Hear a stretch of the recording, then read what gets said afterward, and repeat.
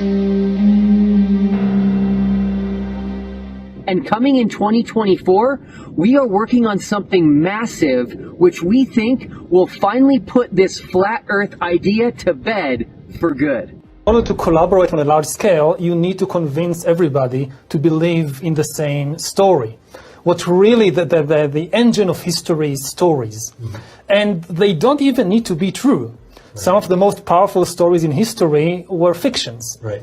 But you need to get everybody, or at least a significant part of the population, to believe in the same story. Otherwise, it doesn't work. And by the way, when that movie comes out, this is my prediction. I don't know anything, but the big part of that movie is going to be all of the dumb shit Flat Earthers said, you know, about being in a studio and stuff like that. That's going to be a big part of the movie, in my opinion. So that mountain can't be the same. It's totally different location, bro. Dustin, it's not the same mountain. No, but it can't be the same mountain. It can't be the same mountain. You're just baselessly claiming that's the same mountain. It's not baseless. That mountain looks identical with more stuff. It doesn't look identical. And that's why you should have zoomed out. You should zoom out, actually, and you would prove it. If you'd zoom out and show more of that mountain where the sign is, you'd be able to prove that it's not the same. So at least we know we have two solid guys that are going to get real information, and that are 0.0% chance that they are going to be corrupted or lie. Hiroshiko, I lived in the Arctic for 13 years, and now I am here in Antarctica at 79 latitude south. And now it's 10 p.m. and it's daytime, and here it's sunny the whole time. And I wish people would get off the ridiculous investigation path that they're on, that Jared and Austin are shills. They're not questionable. They're 100% rock solid, pointing what they saw. The question is, how badly were they fooled, and how did they fool them? Because that's what's questionable, not their sincerity. Nursery 11, which adds the 33, because I'm a Masonic shill. He just said, he spoke pretty quick there, that he was married on 11/11/11, which equals 33. So at least we know we have two solid guys that are going to get real information, and that are 0.0% chance that they are going to be corrupted or lie. You need to convince everybody to believe in the same story. I think we have our two best guys going, by the way. I think Austin and Jaron going together are the two most equipped. Because I'm a Masonic shill. Jonathan's a real flat earther. What I'm saying is, you know, let's say you present me 100 ideas, and a couple of them, for whatever reason, not 100, 5. Okay, 5. Yeah, no, let's do it. I'm very interested. I'm here for this, actually. Okay. Jonathan, how much are you getting paid? Well, how much am I getting paid? Yeah. Listen, wait, don't answer that, Jonathan. Don't answer that. Will Duffy, Jonathan needs to get paid for his time. Will hired him. Okay, we could hire somebody. So I'm going to stand up for Will on that one. He hired him. Flat Earth documentary filmmaker coming. That doesn't make any sense. You've been a flat earther for 8 or 9 years, and you just said we go to space. Another red flag, bro. He's a real flat earther for sure. Okay, well, excuse my my grammar, but my thoughts were, send us up in a ship as high as it'll go with one of these ships, and like, obviously if they don't send us in a ship high enough, oh, there's an issue.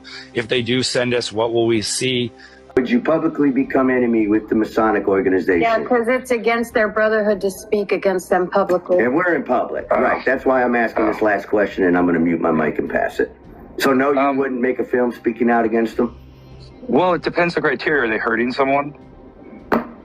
Well, by you asking that question, I'm almost going to have to suspect that you should already know that, sir, being a truth finder. They're hurting a lot of people, and I'm surprised you don't already know that. Jonathan, what's your top 3 points that make you a flat earther? Let's hear it. Well, okay, so it's evolving every day. I really am into the 3 suns in Russia. I'm into the 3-body problem, and now you can have celestial lineups like we're going to have January 25th, where all the 9 planets line up. Right? We can't predict that, and yet we do with very pinpoint accuracy. So there's that. There's I haven't seen anything that disproves curvature. It seems like pilots I've spoken to in the Chicago airport, where I was on a 6-hour layover once. 12 of them were like, it's round. I saw it at 40,000 feet. I'm like, oh, okay. So there's that, the witness testimony. Jonathan's a real flat earther. When baby drops something, the earth pulls it down. Gravity is everywhere. So he basically, everything that I grilled him on, he gave the perfect answer. the Earth go round the sun. Gravity is even at the park. Baby climbs up, and gravity helps him down. He's a real flat earther for sure. Whee! Baby loves gravity. A lovely book. Thank you for letting me jump in. Thanks for reading it.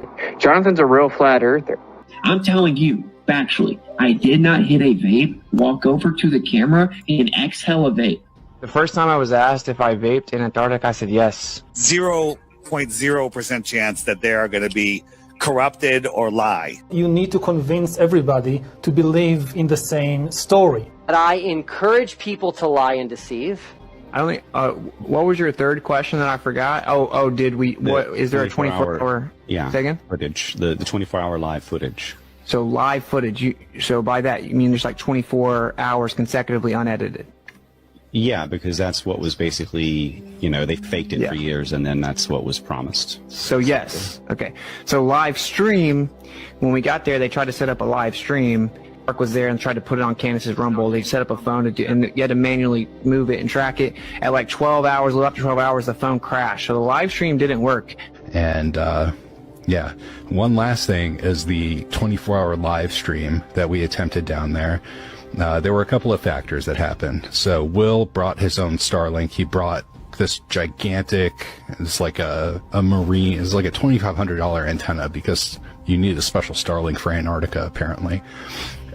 So he set it up at home, he tested it, it worked, didn't leave it powered up for long, and brought it down to Antarctica. Apparently it required a software update, which went at 3 o'clock in the morning, Antarctica time, which was still broad daylight down there, and that took it offline.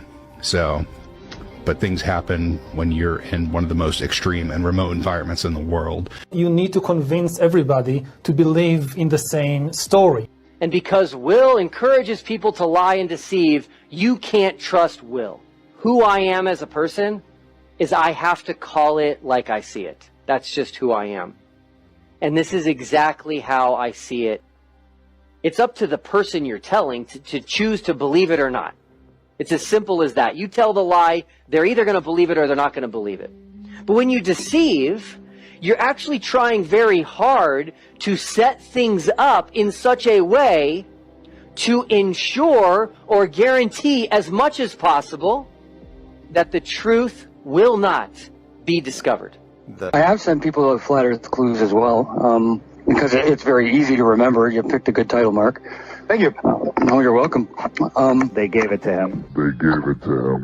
A wealthy globe Earth proponent named Will Duffy launched a campaign dubbed The Final Experiment. The only reason this strawman argument even has any legs to stand on are because a couple suspicious, shilly, so-called flat earthers who I have repeatedly called out as disinformation agents